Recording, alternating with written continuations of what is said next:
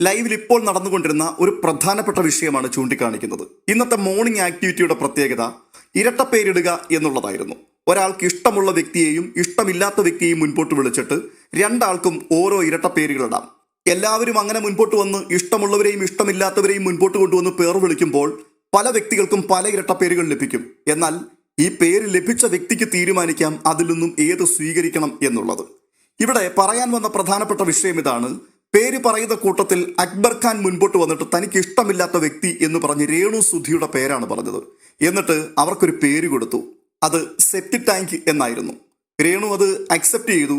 പക്ഷേ morning activity കഴിഞ്ഞ് എല്ലാവരും പിരിഞ്ഞു പോയപ്പോൾ രേണു ബെഡ്റൂമിൽ ഒറ്റയ്ക്ക് നടന്നുകൊണ്ട് സംസാരിക്കുന്നുണ്ടായിരുന്നു. തന്നെ സെപ്റ്റി ടാങ്ക് എന്ന് വിളിച്ച ആ ഒരു പേര്. ഒത്തിരി പേരുകൾ താൻ കേട്ടിട്ടുണ്ട്. പലതരത്തിലുള്ള സൈബർ ബുള്ളിങ്ങുകൾ തനിക്കെതിരെ നേരിട്ടിട്ടുണ്ട്. പലരും ചീത്ത പറഞ്ഞിട്ടുണ്ട്. പക്ഷേ ജീവിതത്തിൽ ആദ്യമായിട്ടാണ് എന്നെ ഒരു വ്യക്തി സെപ്റ്റി ടാങ്ക് എന്ന് വിളിക്കുന്നത്. ഓക്കെ, ഞാനത് അക്സെപ്റ്റ് ചെയ്യുന്നു എന്ന് പറയുന്നു. സത്യം പറയാമല്ലോ, അത് ഹൃദയം തകർക്കുന്നൊരു സംഭവം തന്നെയാണ്. നമുക്ക് ഇഷ്ടമുള്ള പേരുകൾ വിളിക്കാം എന്ന് പറഞ്ഞിട്ട് എന്ത് തെറിയും എന്തു മാനക്കേടും ഏതു വാക്കും ആരെയും വിളിച്ചു പറയാം എന്നൊന്നും കരുതരുത്. അക്ബർ ഖാൻ നല്ലൊരു പാട്ടുകാരനാണ്.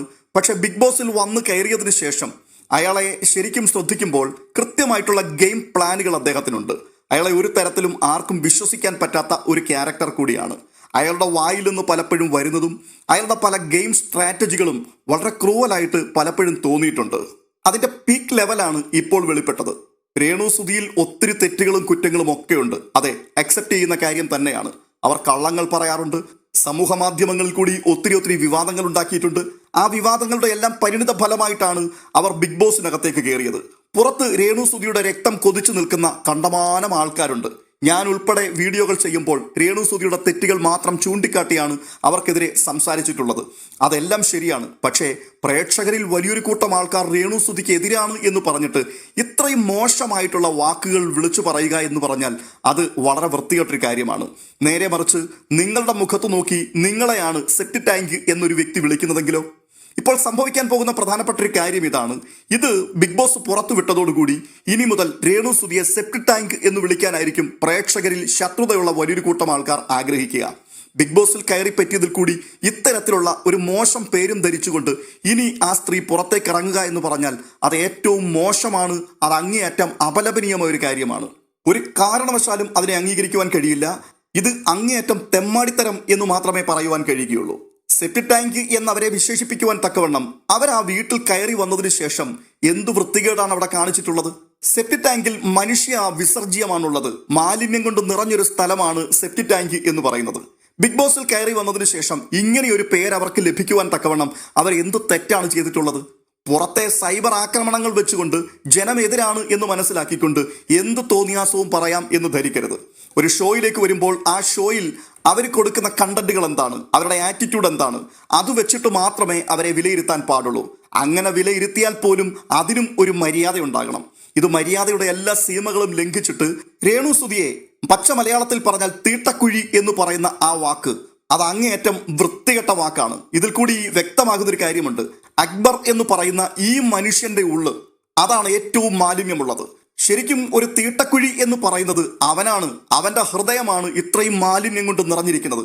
ഇല്ല എന്നുണ്ടെങ്കിൽ ഒരു സഹജീവിയെ ഇത്രയും മോശമായ വാക്കുകൊണ്ട് വിശേഷിപ്പിക്കുക, ലോകം മുഴുവൻ കേൾക്കെ അത് വിളിച്ചു പറയുക.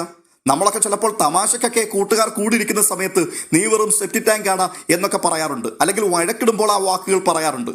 എന്നാൽ ലോകം മുഴുവൻ കേൾക്കെ ഒരു സ്ത്രീയെ ഇത്രയും മോശമായ വാക്കുകൊണ്ട് അധിക്ഷേപിച്ച ഒരു വ്യക്തി, അയാൾ ബിഗ് ബോസ് വീടിനകത്ത് തുടരുവാൻ ഒരു യോഗ്യതയുമുള്ളവനല്ല. അവനെപ്പോലെ ഒരു തെമ്മാടി ബിഗ് ബോസിനകത്ത് ഇത്രയും കാലം കയറി വന്നിട്ടുണ്ടോ എന്നെനിക്ക് സംശയമുണ്ട്. അതെ, ഈ വാക്ക് മാത്രമല്ല, അവന്റെ ആറ്റിറ്റ്യൂഡുകൾക്കകത്ത് മുഴുവനും വിഷമാണ് നിറഞ്ഞിരിക്കുന്നത്. പ്രേക്ഷകർക്ക് ഞാൻ പറയുന്ന വാക്കുകളോട് യോജിക്കാം, വിയോജിക്കാം. നിങ്ങൾക്ക് രേണു സുധിയോട് എതിർപ്പുണ്ടാവാം. എനിക്കും രേണു സുധിയോട് എതിർപ്പുണ്ട്. ഞാൻ ചെയ്തിട്ടുള്ള ഒരു വീഡിയോയിൽ പോലും രേണു സുധിയെ സപ്പോർട്ട് ചെയ്തിട്ടില്ല. ഇപ്പോഴും ഞാൻ സപ്പോർട്ട് ചെയ്യുന്നില്ല. പക്ഷേ ഒരു സ്ത്രീയെ പബ്ലിക് പ്ലാറ്റ്ഫോമിൽ വന്നിട്ട് സെപ്റ്റി ടാങ്ക് എന്ന് പറഞ്ഞ് അടച്ചാക്ഷേപിക്കുമ്പോൾ അവർക്കൊരു കുടുംബമുണ്ട്. അവരൊരു സമൂഹത്തിലേക്കാണ് ഇറങ്ങിച്ചെല്ലുവാൻ പോകുന്നത്. അവർക്ക് നഷ്ടപ്പെടുവാൻ ഒത്തിരി കാര്യങ്ങളുണ്ട് എന്നുള്ളത് മനസ്സിലാക്കി ഇത്തരം വ്യക്തിഹത്യകൾ, അങ്ങനെയല്ല പറയേണ്ടത്, ഇത്തരം തെമ്മാടിത്തരങ്ങൾ പറയുക, അതൊന്നും അനുവദിച്ചു കൊടുക്കുവാൻ പറ്റുന്നൊരു കാര്യമല്ല. ബിഗ് ബോസ് അതിനെ വെച്ചു പൊറുപ്പിക്കരുത് എന്ന് തന്നെയാണ് പറയാനുള്ളത്. രേണുസുതിക്ക് പ്രതികരിക്കുന്നതിന് ഒരു പരിധിയുണ്ട്. കാരണം ഇത് ബിഗ് ബോസ് ആണ്. പുറത്തായിരുന്നെങ്കിൽ അവർ കൃത്യമായിട്ട് അതിന് മറുപടി പറഞ്ഞേനെ. ഇത് കേട്ടുകൊണ്ട് നിൽക്കാൻ മാത്രമേ പറ്റുകയുള്ളൂ. അങ്ങനെ കേട്ടുകൊണ്ട് നിൽക്കാൻ മാത്രമേ പറ്റൂ, തിരികെ ഒന്നും പറയില്ല എന്നുള്ളത് കൊണ്ട് എന്ത് നെറുകേടും വിളിച്ചു പറയാം എന്നൊരു ഭാവമാണെങ്കിൽ പ്രേക്ഷകരാണ് അക്ബറിന്റെ വിധി നിർണ്ണയിക്കേണ്ടത്. ഞാൻ ഈ പറയുന്നതിൽ എന്തെങ്കിലും തെറ്റുണ്ടെങ്കിൽ തീർച്ചയായിട്ടും നിങ്ങൾക്ക് എന്നെ തിരുത്താം. പക്ഷേ ഇത് അങ്ങേയറ്റം മോശമായി പോയി, തോന്നിവാസമായി പോയി, തെമ്മാടിത്തരമായി പോയി. ബിഗ് ബോസിലേക്ക് വരുന്നൊരു വ്യക്തി, നമ്മളൊക്കെ ബിഗ് ബോസ് എന്ന ഈ ഷോയെ ഒത്തിരി ഇഷ്ടപ്പെടുന്നവരാണ്. അതിൽ വരുന്ന ആൾക്കാരെ നമ്മൾ സ്നേഹിക്കുന്നവരാണ്. പല കാറ്റഗറിയിൽപ്പെട്ട ആൾക്കാരാണ്. പലരുടെയും സ്വഭാവം പലതാണ്. പക്ഷേ ഇത്രമാത്രം മാലിന്യം പേറുന്ന വ്യക്തികൾ അവരൊന്നും ബിഗ് ബോസിനകത്ത് അധികം തുടരുവാൻ പാടില്ല. അവർ നമ്മുടെ സമൂഹത്തിന് തന്നെ ദോഷം ചെയ്യുന്ന ആൾക്കാരാണെന്നാണ് എൻ്റെ പക്ഷം. അതുകൊണ്ട് എത്രയും പെട്ടെന്ന് ഇവനെയൊക്കെ പായ്ക്ക് ചെയ്ത് പുറത്തു വിടുവാനുള്ള നടപടിക്രമങ്ങൾ അത് പ്രേക്ഷകരുടെ ഭാഗത്തു നിന്നാണ് ഉണ്ടാകേണ്ടത്. ആ ഒരു വാക്ക് കേട്ടതോടുകൂടി രേണുസുതി വല്ലാതെ ഡസ്പായിട്ടുണ്ട്. അവർ ഒറ്റയ്ക്ക് നടന്നുകൊണ്ട് സംസാരിക്കുകയാണ്. ഓക്കെ, ഞാനത് അക്സെപ്റ്റ് ചെയ്യുന്നു. എന്തുകൊണ്ടാണ് ഇങ്ങനെ ഒരു പേര് എന്നെ വിളിച്ചതെന്ന് എനിക്ക് മനസ്സിലാകുന്നില്ല. എങ്കിലും രേണുസുതിയായി തന്നെ ഇവിടെ നിൽക്കും എന്നൊക്കെ അവർ പറയുന്നുണ്ട്. സത്യത്തിൽ അത് കണ്ടപ്പോൾ സങ്കടമാണ് തോന്നിയത്. ഈ വീഡിയോ കാണുന്ന മുഴുവൻ ആൾക്കാരും ദയവ് ചെയ്ത് നിങ്ങളിത് മാക്സിമം ഷെയർ ചെയ്യുവാൻ വേണ്ടി ശ്രമിക്കണം. കഴിവുള്ളിടത്തോളം ആൾക്കാരിലേക്ക് ഈ വീഡിയോ എത്തിക്കുവാൻ വേണ്ടി നിങ്ങൾ ശ്രമിക്കണം. ഇതിന് ശക്തമായ നടപടി ഉണ്ടാക്കണം. അത് പ്രേക്ഷകർക്ക് മാത്രമേ ചെയ്തെടുക്കുവാൻ കഴിയുകയുള്ളൂ. ഇത്രമാത്രം മാലിന്യം ഉള്ളിൽ വഹിക്കുന്നവൻ ബിഗ് ബോസിൽ തുടരരുത് എന്ന് ബിഗ് ബോസ് കാണുന്ന പ്രേക്ഷകർ തീരുമാനിച്ചാൽ തീരുന്നത് മാത്രമേ ഉള്ളൂ അക്ബർ ഖാൻ എന്ന ഏറ്റവും വലിയ മാലിന്യ കൂമ്പാരം. അഭിപ്രായങ്ങൾ തീർച്ചയായിട്ടും രേഖപ്പെടുത്താം. മറ്റൊരു വീഡിയോയുമായി വീണ്ടും കാണാം. അതുവരേക്കും ബൈ ബൈ.